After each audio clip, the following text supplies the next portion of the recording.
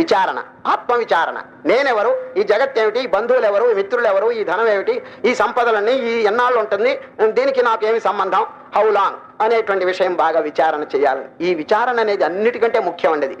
ఇది లేనందువల్లే చీకట్లో పడిపోతున్నాడు. వివేకం అనేది ఎటువంటి తెలిసిన ఇల్యూమినేషన్. ఇల్యూమినేషన్ అంటే లైట్ అండి, టార్చ్ లైట్. చీకటిగా ఉన్నప్పుడు టార్చ్ లైట్ ఎంత సహాయం చేస్తుందో వివేకం కూడా అంత చక్కని సహాయం చేస్తుందండి. సరే, కనుకనే శంకరాచార్య శిరో వివేకం, ఈ శరీరంలో శిరస్సు ఎంత ప్రధానమైందో ఆ విధంగా వివేకం అనేటువంటి చాలా ప్రామినెంట్ అంటారు. విచారణ చేయకపోతే ఎట్లా తెలుస్తుందండి? ఈ జగత్తంతా సత్యం అని చెప్పి అనుకుని దీంట్లోనే వాడు ప్రవేశించి కాలం అంతా గడిపేస్తున్నాడు. ఏమండి, ఆఖరికి ఏమవుతుంది తెలుసిన, nature will give him shock by shock అంటాడు వివేకానంద. చివరికి స్లాబ్ బై స్లాబ్ చెంప వాయిస్తుంది. నైనా ఇది పర్మనెంట్ అనుకుంటున్నావు, చూడండి పతనమై ఒక్కొక్కరు రాలిపోతున్నారండి.